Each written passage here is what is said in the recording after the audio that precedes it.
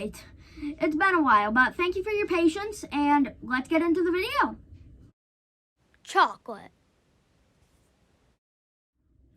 The word chocolate is traced back to the Aztec word chocotl, which dates back thousands of years.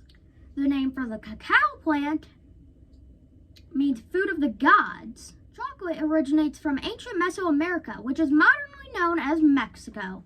Mexico was where the first ever cacao plant was discovered, a small evergreen tree native to Central and South America. This small tree grows elongated pods which can grow up to about 1 foot in length.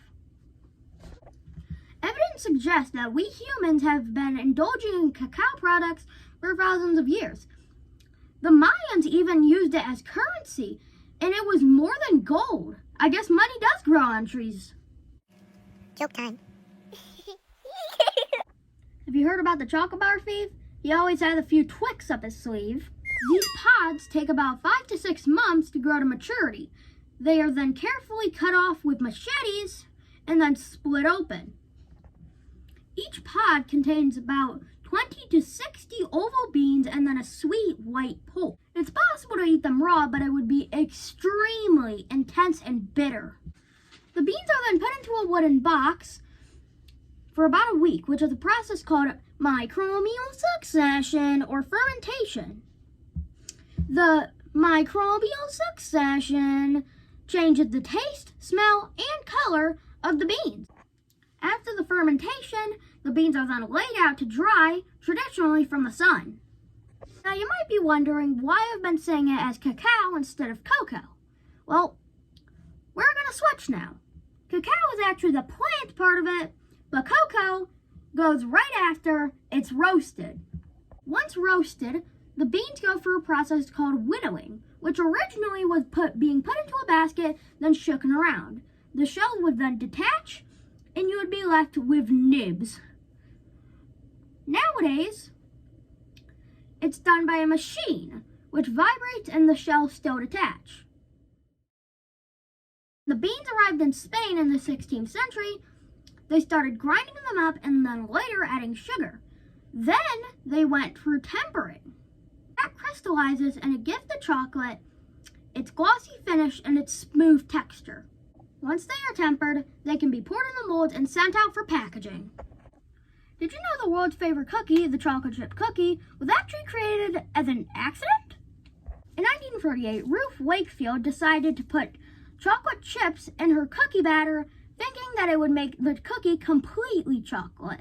Instead, the morsels melted and created the perfect chocolate chip cookie. She then sold this recipe to the Nestle Toll House, and she got a life supply of chocolate. Genius. Joke time. What do you call Chewbacca with chocolate in his hair? A chocolate chip Wookie. There are so many different types of chocolate. Dark chocolate, milk chocolate, Belgian chocolate, white chocolate, but it doesn't meet all of the criteria to be considered chocolate. There's a lot of health benefits for chocolate. They are full of antioxidants and can even help improve your heart's health.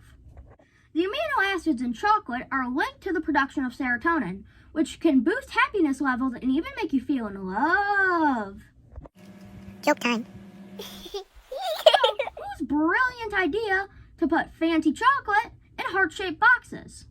That was a Victorian European named Richard Cadbury back in the 1800s.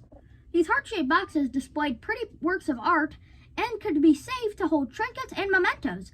Genius! About 58 million pounds of chocolate is consumed on Valentine's Day. Where can you get the finest gourmet chocolate?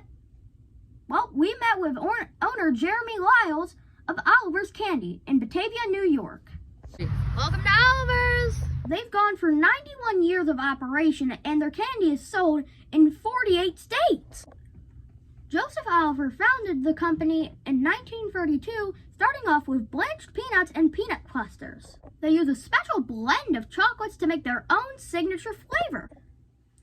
Master candy makers work hard to create delicacies like French creams, peanut brittle, and the famously known sponge candy. The production factory is not too far from Batavia either.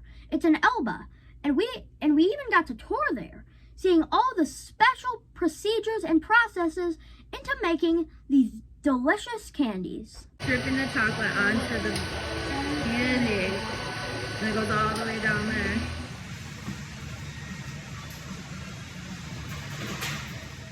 Joke time. An older man is sitting next to a boy on a bench eating chocolate. He says, "You know, eating too much chocolate isn't very healthy for you." The boy replies with, "My grandpa lived to be 106 years old." The older man replies with, "By eating chocolate? No."